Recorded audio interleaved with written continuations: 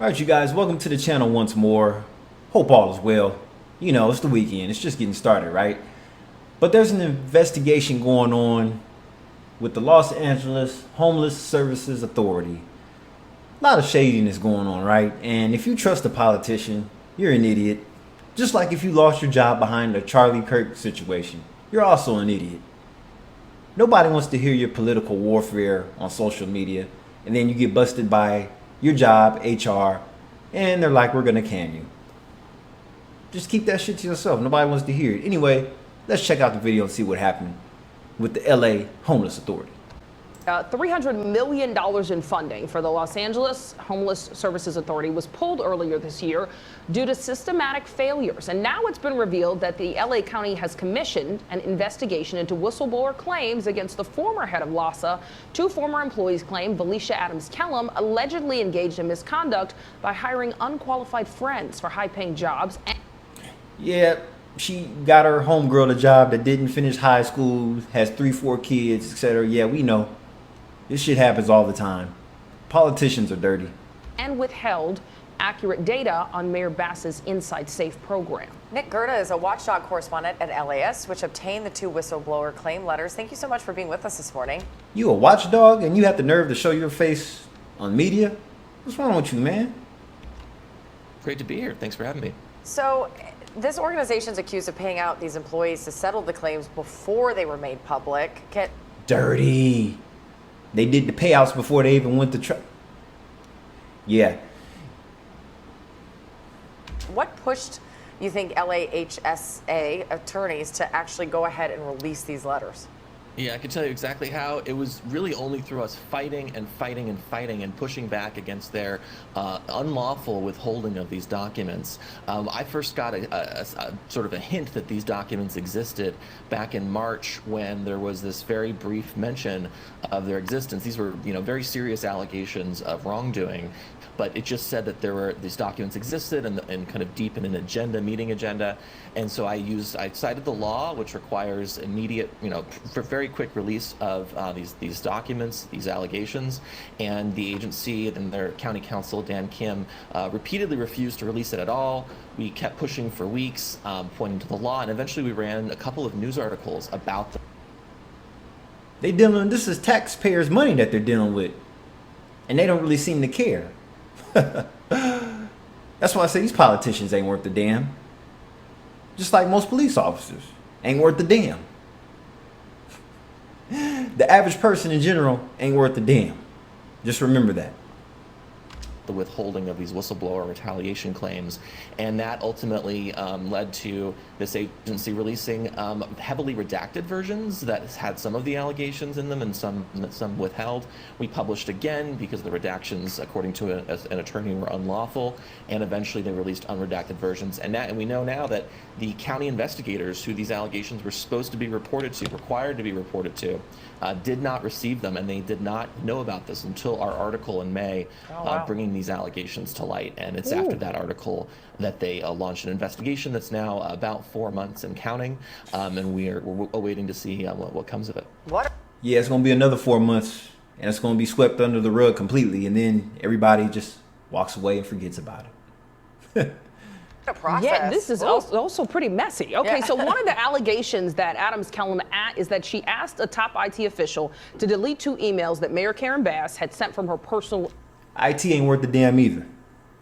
A lot of them are pedophiles. Let's just be real. And they hide the pedophile shit from others.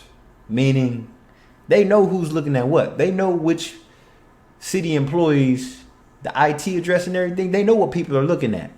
All they have to do is ask them, the right IT person, to be like, hey, can you just make this go away? Like it never happened. You can't trust these people. No.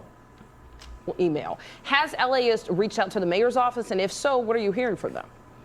Yeah, we've been reaching out to the mayor's office since the spring when we first started reporting on these allegations. As far as that specific allegation, the statement from the mayor's office has been that she was unaware of any effort to delete those emails. Now, the allegation was that the then CEO of LAHSA, the Homeless Services Authority, had asked the head of IT at LAHSA to destroy these two emails, which is not something the mayor necessarily would have, one way or the other, known about. We have asked LAHSA actually for all of the emails back and forth between the CEO and the mayor of LA under the Public Records Act, state law that is supposed to be disclosed. And LAHSA took 2.5. That's gonna be another payout. They not giving up them emails without no money on the side. Need some pocket money. And not no little pocket money either. It's gonna turn into ransom. That's what's gonna happen. Half months telling me that they were looking for records. It took 2.5 months only to say that they object to even searching for emails, which is a very unusual response under the Public Records Act. So we're continuing to try to understand better what was going on here. This agency, LAHSA, did deny back in the spring when we brought these claims to light. They did give a She bought her and her homegirl brand new G-Wagons. Laughing all the way to the bank with the money. We know what they did. So when you see people driving around these nice luxury cars, going on luxurious excursions and everything, it's not with the money they worked for, not from their salary. That came from your salary. You're funding their vacations and their lavish vehicles and homes and everything. These politicians ain't no different than the reverend, the pastor. Yeah. They ain't worth a damn either. A blanket denial of the allegations, but more recently, once they reached out about the investigation into them, they had more declined to comment about them, citing the ongoing investigation. Interesting. Okay, well, Adams Kellum stepped down and funding for LAHSA was pulled earlier this year. So what happens next if the county investigation finds any allegations to actually be true? Yeah, and just to be clear, we don't know yet, what findings they have, or if they've even reached findings yet. But we do know this is a very long, it seems to be a very thorough investigation given the amount of time that's being put into it. But what can happen from there, we've looked at the agreement around these investigations, and what it says is that a report can go to the commission that oversees LAHSA, it can go to the county as well, and to the city. And from there, if there are any findings of wrongdoing, there's supposed to be a appropriate action that takes place. Like what? Come on now. Baloney, like Judge Judy says. Oh, baloney. To respond to it. Now, Valicia Adams Kellum is no longer at LAHSA. We did reach out to her for comment. I have not heard back. She is no longer at LAHSA. She left in late July, but several of the people she hired into high-level roles who are accused in these whistleblower retaliation claims of not being qualified.